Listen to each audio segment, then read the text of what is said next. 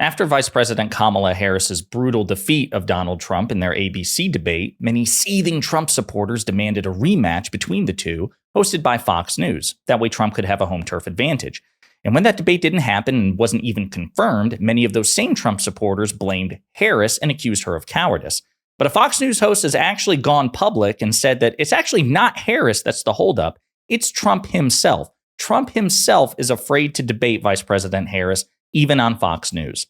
But before we unpack all that, if you end up liking this video and you want to support the channel, please be sure to hit the like, subscribe, and alert bells before you go. All right, friends, we have several clips to talk about in this video. I'll start with the good stuff first. I mean, they're all good, but really the best, right? This is confirmation of something that those of us who have been paying close attention already knew, but will likely come as a shock to seething Trump supporters who are in denial about Donald Trump's disastrous performance. So this is on the phone, Bret Baier, a Fox News host, talking to Hugh Hewitt, who is a conservative radio talk show host. He's a Fox News contributor and a Trump sycophant. And Bret Baier breaks Hugh Hewitt's heart, as well as MAGA's hearts in general, by confirming that Trump is the coward here, not Vice President Harris. The latest is I actually believe, this is me talking, that the Harris campaign would do a Fox debate. It's the former president has come to the conclusion that there really shouldn't be another debate. Now, his reasoning, don't know. I always thought that it would be like a bug zapper in the backyard for the former president, and that he couldn't get away from the light of 70 million viewers, and that he would have to eventually, just knowing him, do it if it was on Fox and something he could agree to. I'm getting the sense from him and the campaign that they are moving past it, and it really the holdup is not the Harris campaign and Fox. It is the former president. Ouch. That is absolutely brutal, no doubt, for MAGA to hear that according to Fox, it's not Harris, it's Trump. And I should say, we'll probably do a video on this. There are actually really good reasons for the vice president to decline an invitation from Fox News or to make an offer to debate Trump on Fox News. We'll get into that. I'm on the fence about where she should fall on that in terms of a decision. But Donald Trump has no damn good reason to refuse a Fox News debate, right? None at all. It is an absolute home turf advantage with sympathizing guests. But it's important to remember, again, those of us who understand who Trump is and have been paying attention to the things that Trump says and how he behaves, that the day after the ABC debate where Donald Trump was defeated brutally by the vice president, he called into Fox and Friends. And when asked by the Fox host at Fox and Friends about whether or not he would accept a Fox News rematch with Vice President Harris, Donald Trump was pretty clearly signaling that he wanted no part of that. Mr. President, I know when we started the interview, you said that you felt that you won the debate last night, your best ever. I think before the debate happened last night, the Kamala Harris people said that they would actually like to do another debate in October. And I know that last night Fox News sent letters to your campaign and her campaign offering 3 dates of debates moderated by Martha and Bret. One is October 9th in Arizona. Well, I wouldn't want to have Martha and Bret. I'd love to have somebody else other than Martha and Bret. I'd love to have, frankly, Sean or Jesse or Laura, somebody else. Let's give other people a shot. But I didn't think Martha and Bret were good last night. I thought Jesse was fantastic last night, what he said. Jesse really got it. Jesse said Trump won that debate. We won that debate by a lot. No, I wouldn't want Martha involved. Okay. So Donald Trump is so insecure, he's so fragile that he wouldn't, the day after the ABC debate, commit to a Fox News debate, especially if Martha McCallum and Bret Baier were the hosts. Now, these are two conservative Trump sympathizers. We've gone through their record in the past. They grade Trump on a curve, just less than many other Fox News personalities. Donald Trump says a Fox debate is out of the question. And the only way he would even consider it is if Sean Hannity or Laura Ingraham or Jesse Waters moderated. And why? Because Jesse Waters, Sean Hannity, and Laura Ingraham publicly opined that Trump won the ABC debate.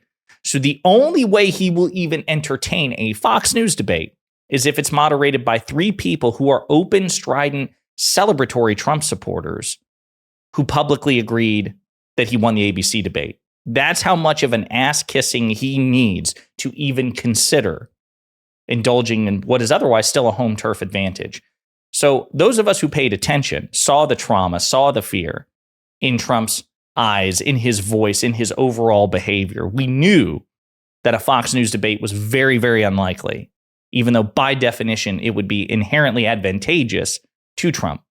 Now, in terms of overall rematches, Trump has publicly said in the past week or so that he will not debate the vice president anywhere ever again. He even said it recently at a Trump rally. CNN was very fair, I thought. Joe was driven out of the race. It was a coup, by the way, but he was driven out of the race.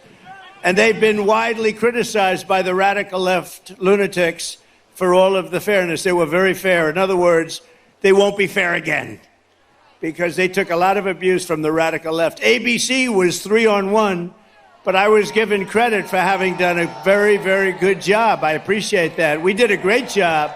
It was 3-on-1.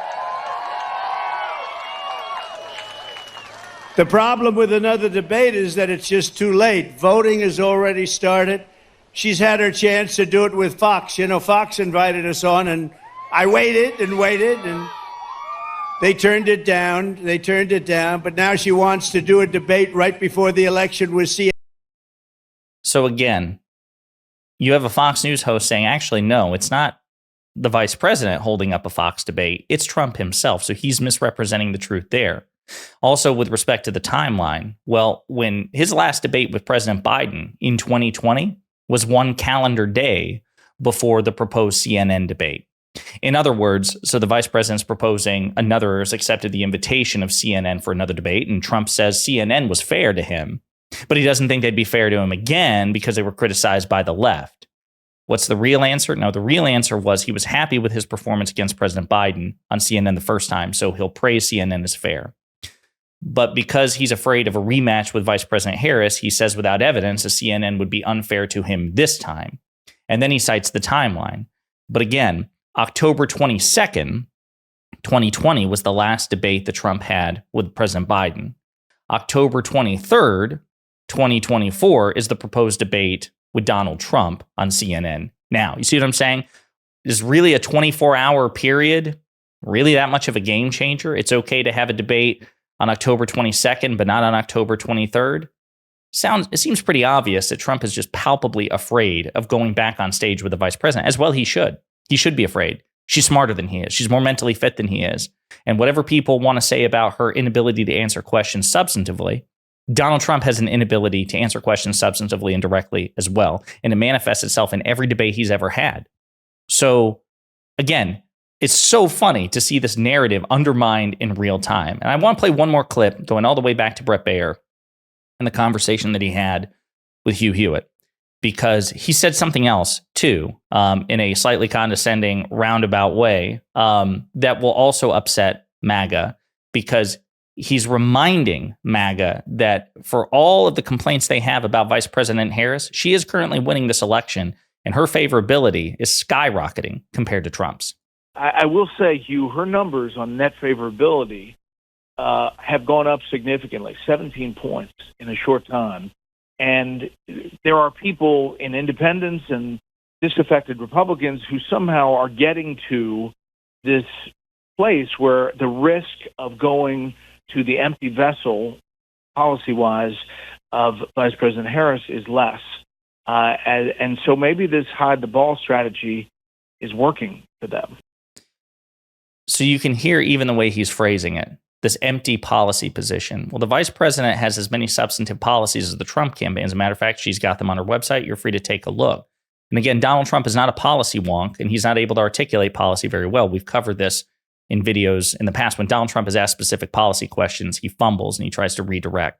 So just from the framing, you can hear the pro-Trump biases in Bret Baier's voice, in his overall posture. But he's not so far gone that he will totally divorce himself from the facts. So he is willing from time to time to drop uncomfortable truths on MAGA, which MAGA is just wholly allergic to. So again, here you go. That is a Fox News host confirming it's not Vice President Harris holding up a Fox News Trump debate. It is Trump himself, because Trump is so palpably afraid of the vice president. So I encourage you to share this with your MAGA Republican friends and acquaintances and family members. Let them seethe in despair that it is Donald Trump who is the coward, and Donald Trump who is too afraid of the vice president, even with a colossal home turf advantage, because he's that inferior to her. In the meantime, let me know what you think in the comments.